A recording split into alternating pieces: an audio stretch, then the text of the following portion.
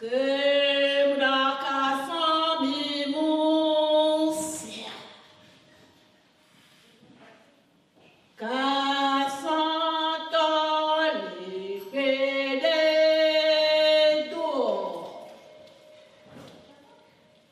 tout le monde. Bonsoir. On est ensemble, n'est-ce pas? Je viens de loin. Et surtout mon histoire. Elle vient de très loin. Alors, je ne sais pas si je saurais garder le micro longtemps. Parce que j'ai besoin de mes deux mains, de mes deux bras. Et on essaiera de voir si, sans micro, ma voix passe. Sauf qu'il y a un chat qui se balade dans ma gorge depuis tout à l'heure.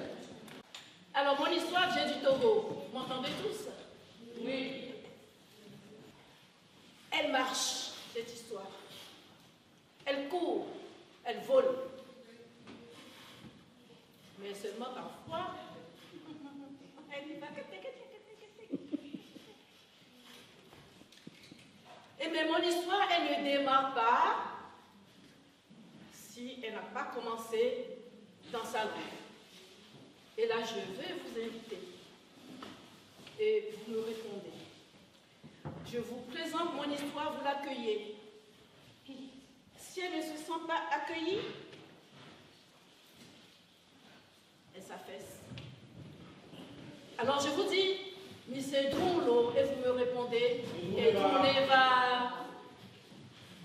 Mais c'est drôle. Mais c'est drôle. Et Bouneva. Et là, c'est dans ma langue, Mina, au sud du Togo. C'est une langue sœur de l'évé que nous présentons par là. Mais je vous invite également à répondre dans une autre langue. C'est la Koso, c'est la langue de ma mère, c'est là où je suis née. Et quand je vous dis Utiokayo, vous me répondez Kanaba, Utiokayo, Kanaba, Utiokayo, Kanaba, mais c'est donc l'eau.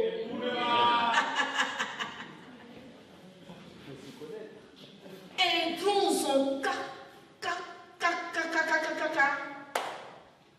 Veji, Togbedeji, Oyebe Togbe Kotoku,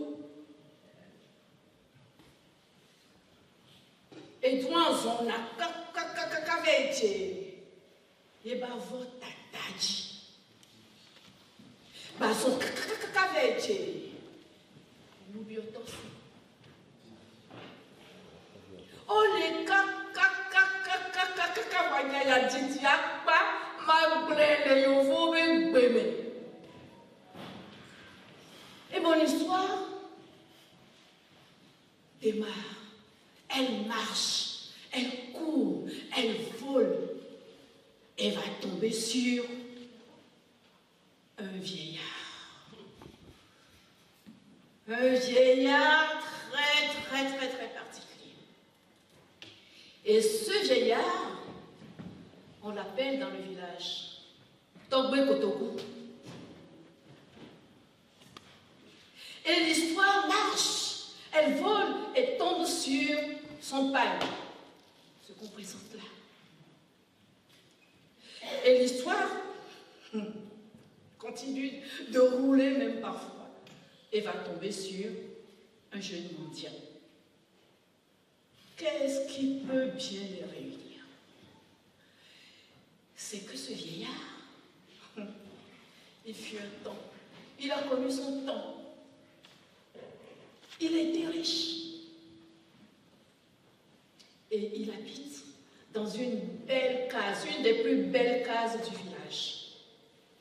Il a tout à sa portée. Ce vieillard, il n'a jamais voulu partager. Il ne donne rien et il ne cède rien. Seul, il profite de la vie.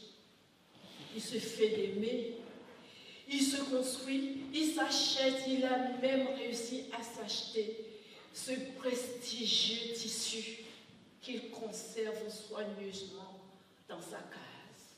Et s'en est même acheté pour d'autres jours. Et ce vieillard vit seul, pas de femme, pas d'enfant, il ne partage rien, même pas avec ses parents les plus proches. À côté de lui, parfois, au pied de la case, en bas de sa fenêtre, traîne un jeune mendiant. Et ce jeune mendiant, évidemment, on l'appelle nous Bioto et Benguilo. Il est là, mais il est rien. Affamé, péri. Il ne demande rien à personne. Il attend. Au pied de la case, en bas de la fenêtre. Par l'odeur, il savoure les mets de ce vieillard cossu, mais avare. Les odeurs, les parfums des repas qu'il cuisine ne lui suffisent à assaisonner son pain sec. Et les jours passent, les nuits, les semaines, les mois et même des années. Et ce que ce mendiant aime le plus, c'est d'écouter aux portes, d'entendre ce que ce vieillard se raconte ou raconte tout seul. Il raconte ses belles années. Il a été un grand chasseur. Il a été tout ce que l'on peut imaginer. Les merveilles de la vie les a connues. Et même les plus belles femmes le regardaient avec des yeux tendres. Et ses regards lui montaient à la tête. Ça le rendait orgueilleux. Et voilà que, au crépuscule de sa vie, il commence à se rendre compte de sa solitude. Il est seul. Et les merveilles qu'il racontait se transforment en complaintes. Ce sont des lamentations que le mendiant entend. Puis se dit, mais qu'est-ce qui se passe avec ce vieillard? Et voilà que ce jour, Togbe Kotoku prend une décision importante. Il n'en peut plus de vivre cette vie de solitaire. Lui qui était admiré par tout le monde. Non. Il décide de tout arrêter et de partir. De partir loin, très loin. Et il se fait un grand projet de départ. Il va faire un grand voyage. Le voyage du non-retour. Et le mendiant entend ça. Et le mendiant entend tout son projet. Et surtout, il entend dire que ce jour-là, il a bien fixé la date. À la lune noire, il allait se draper de son plus beau pagne, ce pagne prestigieux, son grand quintet, et qu'il partirait. Et le mendiant qui a entendu ça, a regardé, a réfléchi, puis s'est dit, d'accord. Le jour venu, et surtout la veille,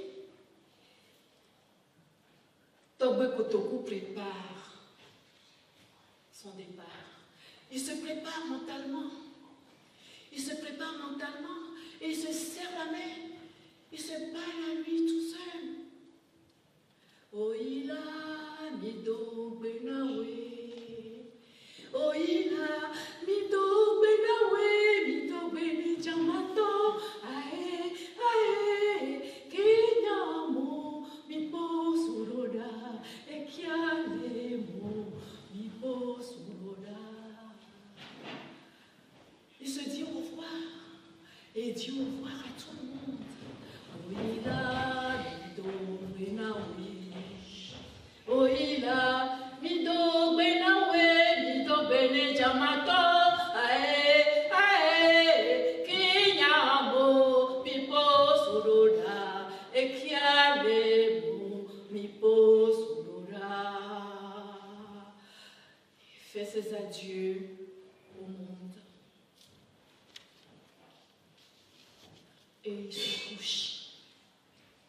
Au petit matin, avant même que le coq ne chante, il n'a pas voulu l'entendre. Il ramasse ses affaires, il met tout dans sa gélissière et il se drape de ce paille, ce bel joli parfum et ses sandales en peau d'âne. Et il part, il marche, il marche, il marche, et tout seul, il se met à chanter. Parce qu'il est sûr que personne ne peut le voir, personne ne peut le suivre. Il se dirige vers son champ, il se dirige vers ce bois d'ébène, et il a prévu de lui mettre la corde. Et il est parti. Il s'en va, il y va. Et puis il se dit, on ne sait jamais. Djekotoku valeya, devia be ya kweme. Djekotoku valeya, devia be ya kweme. Et tombe telemia, allo non betelemia. Djekotoku valeya, devia be ya kweme. En net, Djekotoku valeya, devia be ya kweme. Et tombe telemia, allo non betelemia. Djekotoku valeya, devia be ya kweme. Sans le savoir, sans s'en rendre compte, derrière lui, le jeune mendiant s'est réveillé à son tour et se met à le suivre, à petits pas, à petits pas, à petits pas, à petits pas.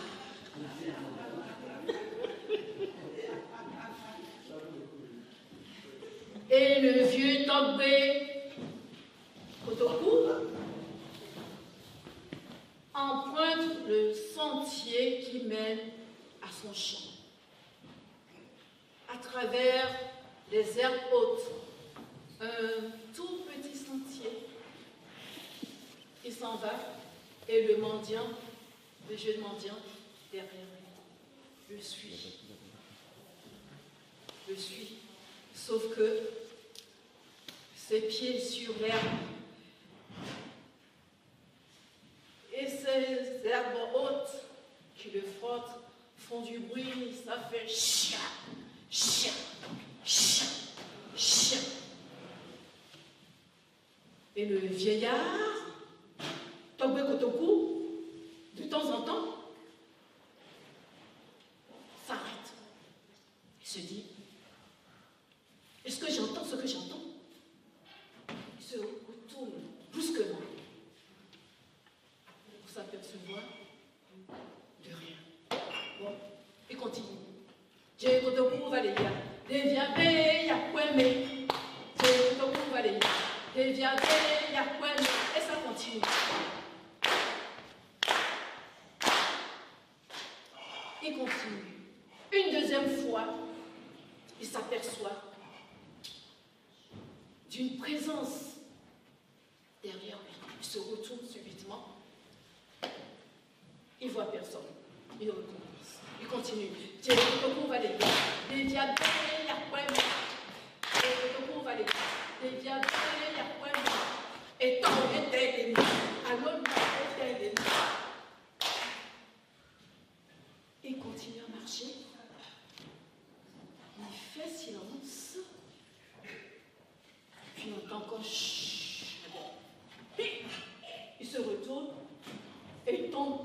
nez à nez sur qui? Le mendiant. Le jeune mendiant. Ils sont tous les deux pétrifiés. Aussi bien le jeune mendiant que le vieillard. Togbe Kotoku, un moment, il le regarde, le mendiant le regarde, puis il dit, « Et toi? Pourquoi tu me suis depuis tout à l'heure? »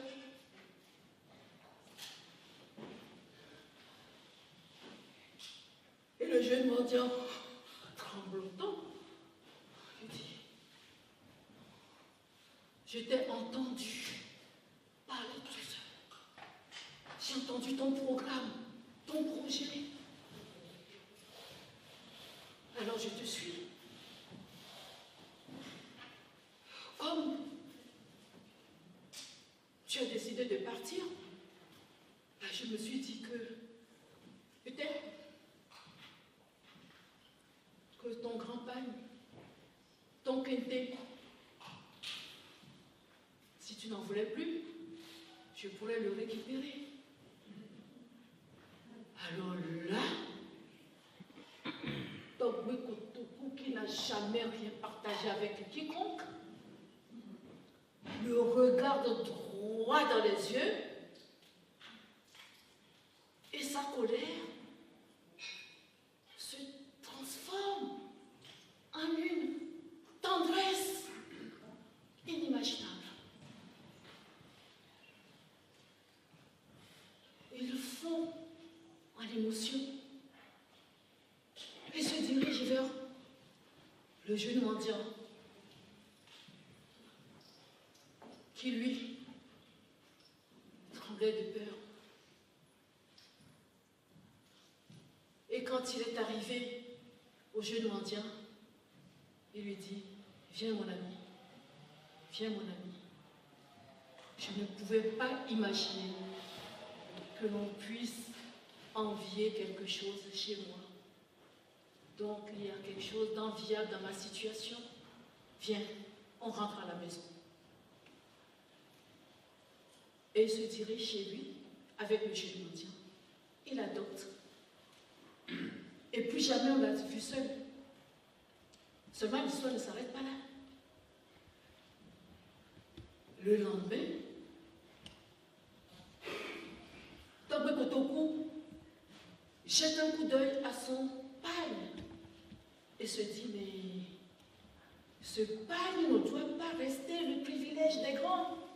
Ce pagne, ce tissu prestigieux ne doit pas être simplement l'apanage des nobles.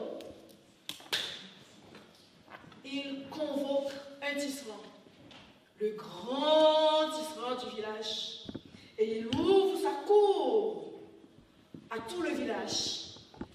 Il a dit, des ateliers, j'en veux des ateliers. Tout le monde apprend à tisser, surtout les jeunes, les enfants, garçons, filles, hommes, femmes. Tout le monde au travail. Et tout le monde se met à tisser. Tout le monde doit posséder son tissu et on peut en partager, on peut en distribuer. Et ainsi, le village se met à tisser. Et la fête au village, on tisse. Et tous les mois, on fait la fête. On chante le quintet, on chante le patrimoine. Tous les mois, il y a la fête du tissé, il y a la fête du quintet. Et ainsi, le quintet est devenu l'emblème du pays.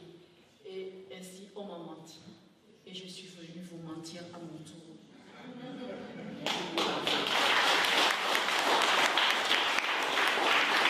Une petite histoire, avant que les musiciens n'arrivent nous égayer. Je voudrais vous demander d'applaudir encore Lévi.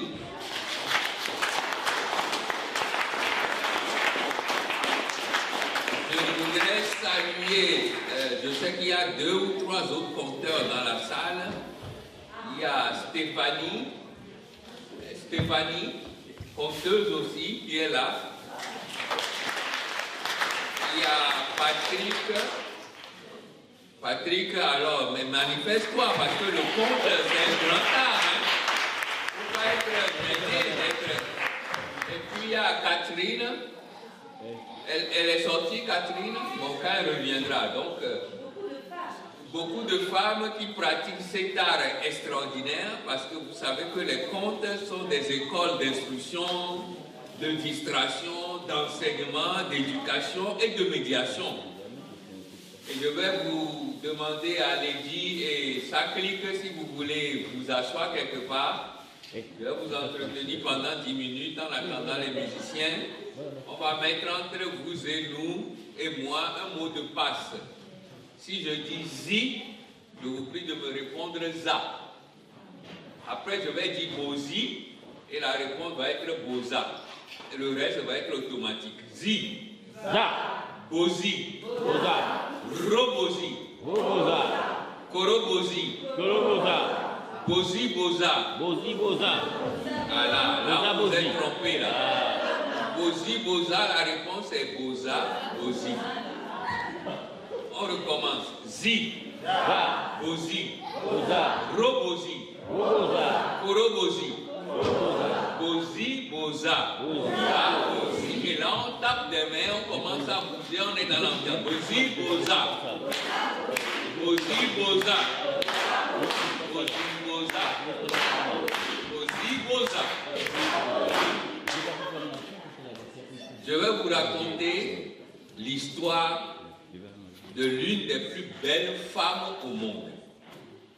Mais c'est un prétexte pour vous amener dans le monde de la sérénité et de la sagesse. Tout le monde ici il y a quelques années en arrière, fredonnait une chanson populaire.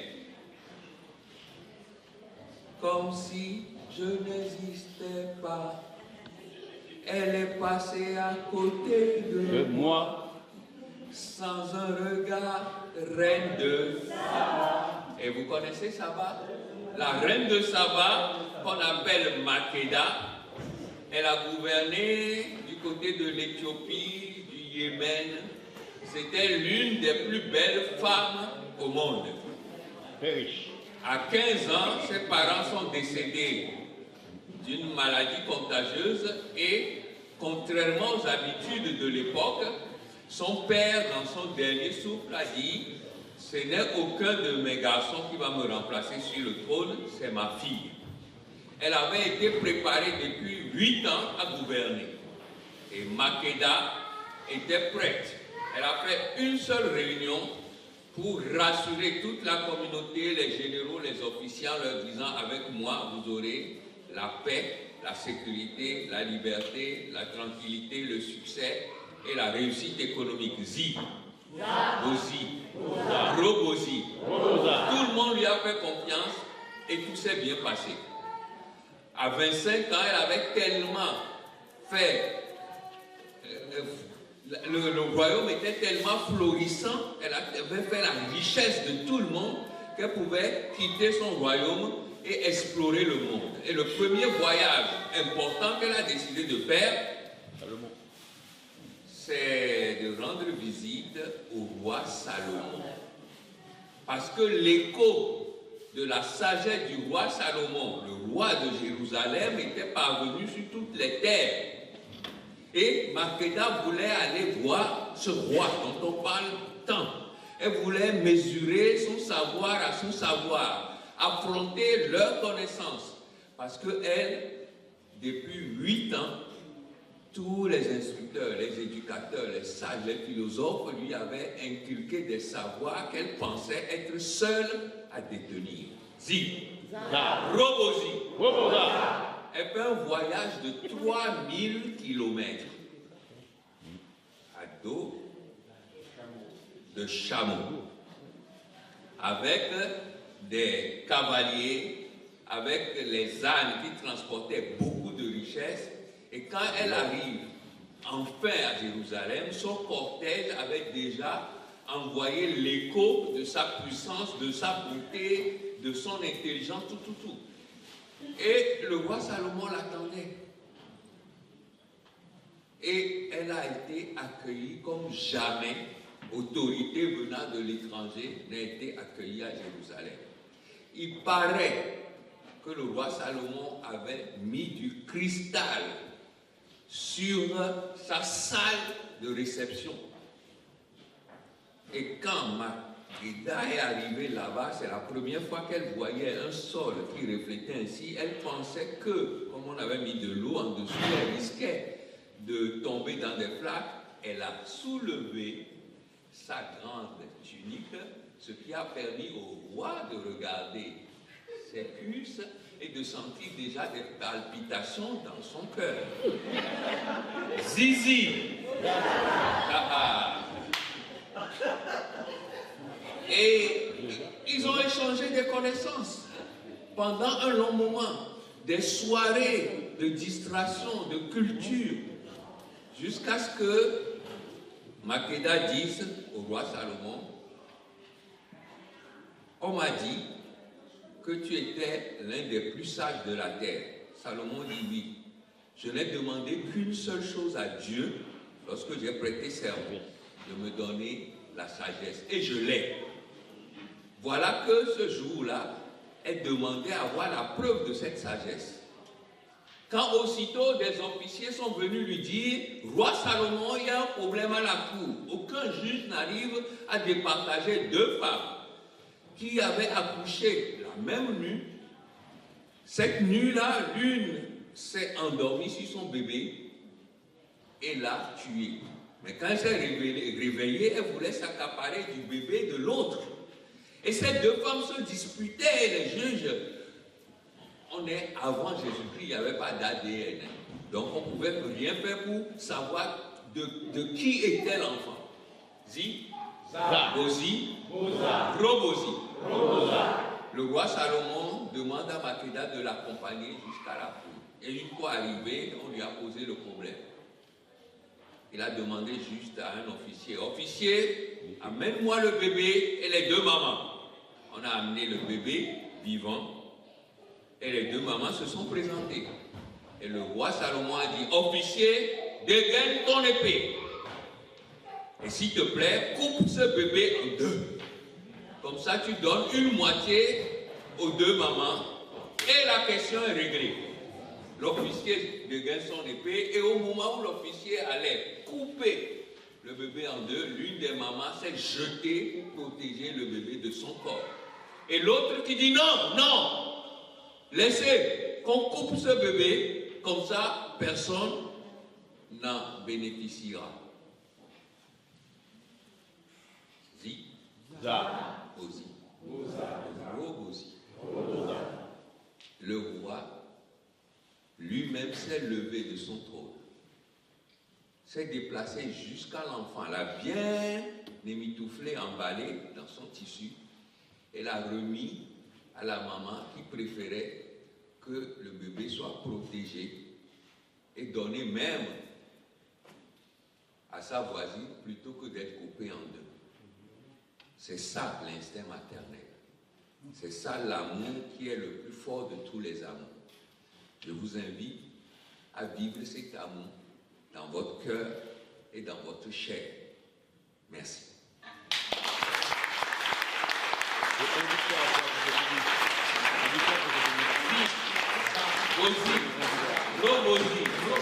Je vous présente vraiment l'un des meilleurs musiciens africains sur la place, pas de Fontenay, pas de Paris, La planète. de l'Hexagone. Oumaro, tous vos applaudissements. Et lui, Cédric, c'est le meilleur noir-blanc qui joue le djembé comme les maîtres du Sahel. Sous vos applaudissements. Je vous laisse la parole. C'est à vous. Bonsoir. Comme Logo vient de dire, nous, pour passer derrière lui, ça fait tout petit, quoi. Oh. Et là, je m'appelle Oumarou Bambara, voici mon frère jumeau qui s'appelle Cédric Yank, mais il y a plusieurs générations qui nous séparent. Parce que quand la nature était en train de me fabriquer, moi, la terre était noire. Et il a descendu au fond de la terre. La terre est devenue blanche. C'est pour cela lui, il est clairement chinois. Et on va vous parler de ces instruments qui sont là. Je crois que dans le public, il y a beaucoup de gens qui connaissent cet instrument. N'est-ce pas? Hein? Xylophone. Balafon. Oui, et on appelle ça xylophone, mais c'est l'ancêtre des xylophones. C'est l'ancêtre des xylophones. Balafon. Balafon, oui, c'est le balafon. Et le balafon vient un peu partout. Moi, je ne vais pas dire au Burkina Faso ou au Mali ou au Sénégal. Je crois que même dans la forêt amazonienne, on trouve les balafons. Et en Chine aussi, on trouve des balafons. Et très souvent, ces genres de balafons sont accordés en pentatonique pour ceux qui connaissent la solfège. Les pentatoniques, pour ceux qui ne connaissent pas, les pentatoniques, c'est les touches noires du piano. Et il y a aussi les diatoniques qui sont les touches blanches du piano, qui sont plus petits et qui ont des sons aigus. Est-ce que parmi vous, il y en a qui sait comment cet instrument est fabriqué? Oui. De la calebasse et du bois. Oui, ça, tout le monde voit ça. C'est de la calebasse et du bois. Oui. Attaché. Ah. Attaché, oui. Oui. Mais pour que ça soit un instrument qui parle et qui fait danser, et qu'est-ce qu'on doit faire? L'accorder. Oui, l'accorder. Le bénir. Hein? Le bénir. Le bénir, oui. Taper dessus, c'est un instrument à percussion. C'est un instrument à percussion. C'est un instrument à percussion, comme le piano, tous les instruments là où on fait comme ça, et c'est percussif. C'est un percussion. J'ai une question. Est-ce que la calebasse, ça permet de faire résonner chaque touche? Pourquoi Oui. une calebasse? Il y a une ouverture et ça résonne? Ils sont comme des marteaux. C'est ça? Vous voyez, voilà, ça sert comme des caisses de résonance. Voilà. Vous voyez des plus petits au plus grand, et quand on regarde aussi les lames qui sont ici, c'est des plus petits au plus grand. Ben, pour que la calebasse soit aiguë, on prend, comment dire, un couteau et on taille. On taille en tournant la calebasse pour avoir l'égalité des deux côtés. Et vous voyez chaque lame qui se trouve au-dessus de sa calebasse, la calebasse est accordée au millimètre près comme la lame qui se trouve au-dessus. Parce que si tu prends une calebasse comme ça, qui n'est pas accordée, tu mets en bas, ça ne sonne pas. Tu entends que le son du bois. D'autres questions? C'est quoi comme bois? Les lames. Les lames. Quel bois? Dans ma dialecte, on appelle ça bouené. Bouenéiri. Bouené, c'est un arbre qu'on trouve en Afrique, très souvent qui est bouené, qui s'appelle bouené. Et très souvent, cet arbre-là, si tu les coupes, quand il est frais, si tu les coupes pour fabriquer des balafons avec, tu vas galérer pendant des mois et des mois, ça ne va pas sonner. Ce que les anciens faisaient, ils prenaient les arbres qui étaient morts, qui étaient tombés par la vieillesse ou par la maladie. Et donc, du coup, les bois étaient vraiment secs. Et une fois, quand on achète des troncs de bois ou on va chercher en brousse, et ces bois-là, on les casse en lamelles. Ils sont au moins immenses et épais comme ça. Une fois comme ça, on les taille encore un peu et on les met au four. Il y a des fours comme les fours à pain. On peut le mettre au moins 3 jours dans le four pour que le bois soit vraiment sec.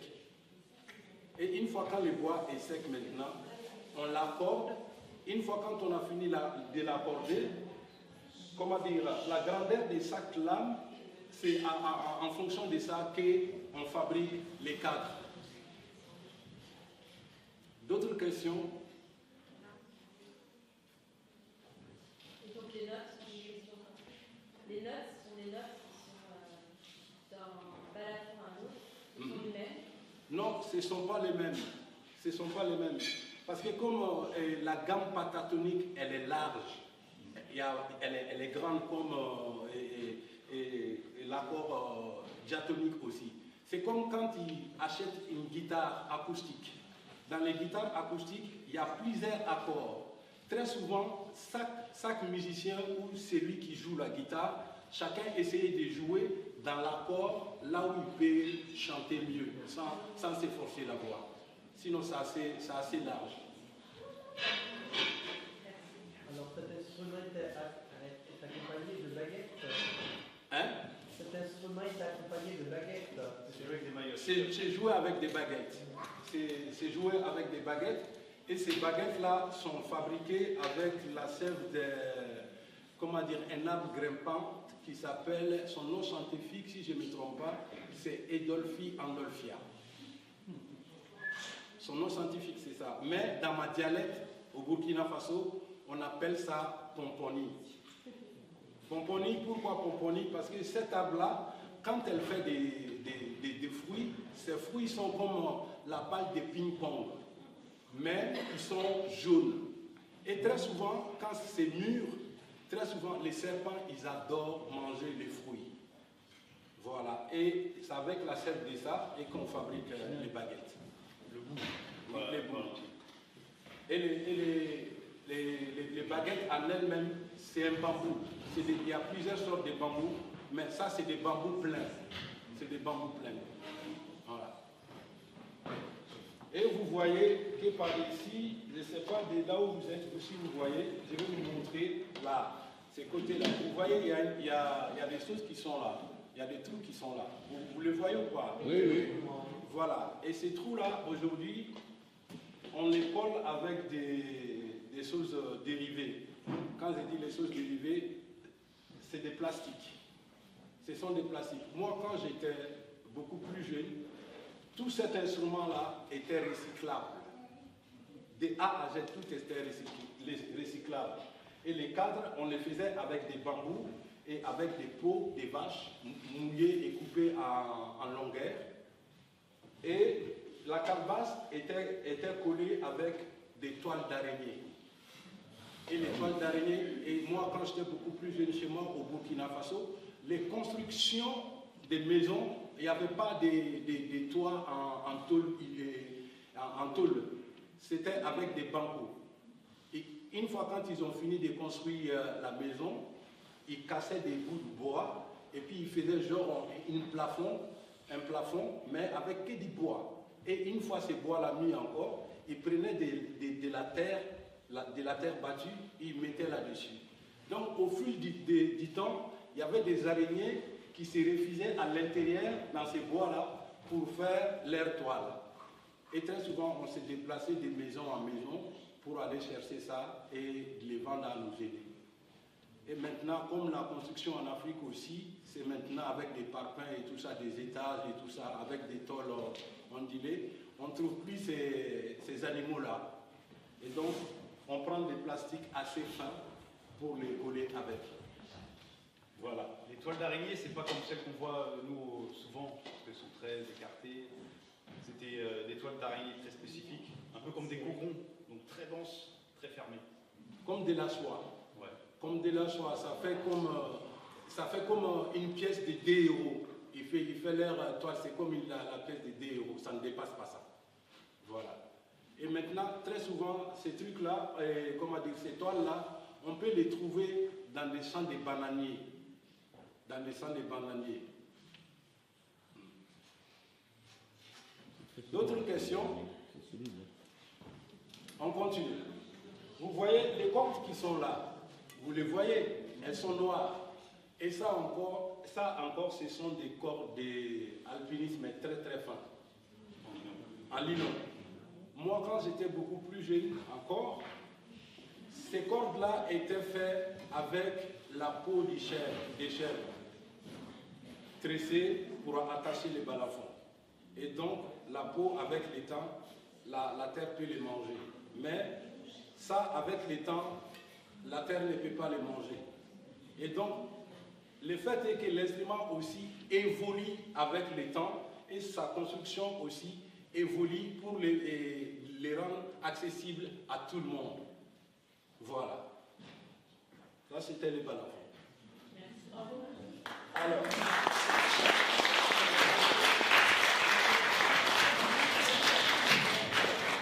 Je vais vous faire entendre. Oui, madame. Est-ce que le balafon est vraiment pliable? Hein?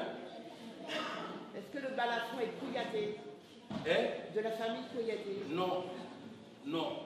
Les balafons n'est pas que sur la famille Kouyaté, parce que ces balafons-là, ce genre de balafons-là est beaucoup plus joué au Burkina Faso et une partie du Mali. Les balafons que tu parles de Kouyaté, on appelle ça Djelibalan. Djelibalan. Il y a un balafon, il y a ces balafons-là au Mali qui a au moins 5 siècles. Ces balafons-là est plus gardé, il est mieux gardé que le président guinéen. Et chaque année, à la fin des ramasses, quand ils ont fini de ramasser les récoltes dans les champs, il y a une tradition, là où ces balafons-là, on les fait sortir. Il est noir comme ma peau, il est plus foncé que moi, avec des siècles et des siècles. Et il y a des joueurs de balafons de toute la Guinée qui jouent les balafons malinqués, qui est souvent accordé en fa ou en do, se retrouvent là-bas. Et tu peux voir au moins une centaine de balafons, mais sans micro. Mais les seuls balafons que tu entends au-dessus de tous les balafons, c'est des balafons qui a plusieurs siècles. Voilà. Et on peut l'entendre maintenant? Oui, vous pouvez l'entendre maintenant. Donc, je vais vous montrer son. Ça, c'est les graves. Vous entendez? Il y a une vibration qui vient plus tard. Et ces vibrations-là sont dues aux plastiques qui sont là-dessus. Voilà.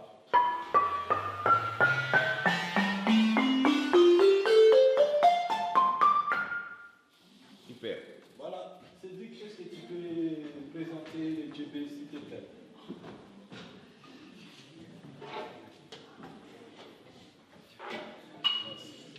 Ça vaut combien le balafon? Et un balafon, quand j'ai construit un balafon comme ça, avec son route, je le vends à 900 €. Ah oui? Oui. Tout le monde connaît? Normalement. J'aime bien. Je les vois pas. Là, il est lourd. Hein. J'aime bien. Luc. C'est un djembé. Il y en a, ils vont dire derbouka, d'autres vont dire deka. Et donc, c'est un djembé. Donc, spécifique à l'Afrique de l'Ouest. Qui a la forme du mortier, on va dire. Et d'une seule pièce. Le mortier où les femmes pilent les céréales. Donc, c'est creux, dans un bois très dense. Celui-là, il est assez modernisé, on va dire. Il y a beaucoup modernisé. Beaucoup. C'est la mode des sculptures. Donc, les artisans nous font des très très belles sculptures. Mais sinon, à l'époque, très longtemps, c'était très simple, assez basique. Il n'y avait pas vraiment de sculpture, c'était un pied tout plat. Et voilà, je pense que ça a évolué aussi. Monté d'une peau de chèvre. À l'origine, c'était de l'antilope. Les antilopes se font très rares maintenant. C'est une espèce protégée aussi. Donc on monte ça avec des peaux de chèvre. Ça sonne mieux aussi. Oui, ça sonne très bien. Ça sonne super. Super. Après, Super. Et dans l'ancien temps aussi, les djembés aussi, tout était recyclable là-dessus.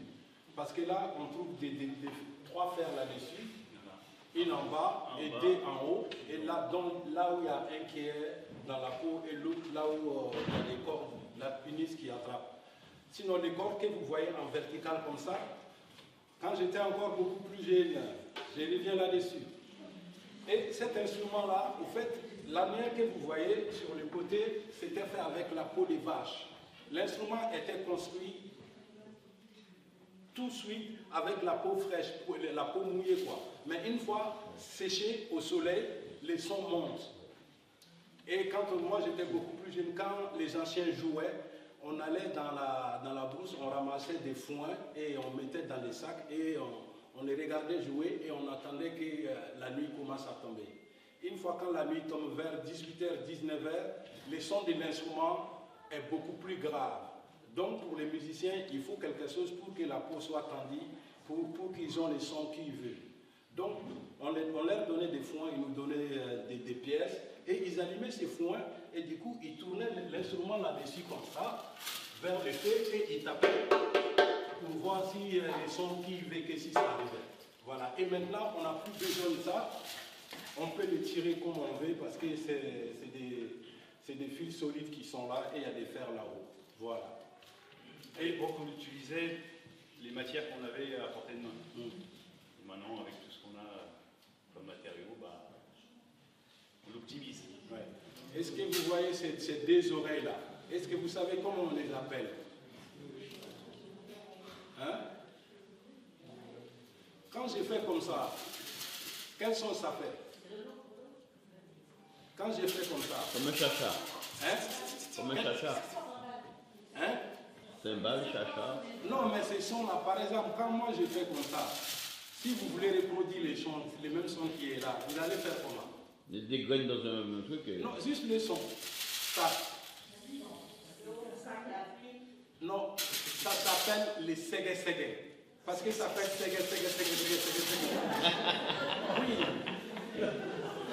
Oui, ça s'appelle les ségué-ségué. Et il y en a qui appellent ça les oreilles de djembé. Voilà, on appelle ça les ségué-ségué. Il porte son nom, ça fait ségué-ségué. Il porte son nom. Voilà.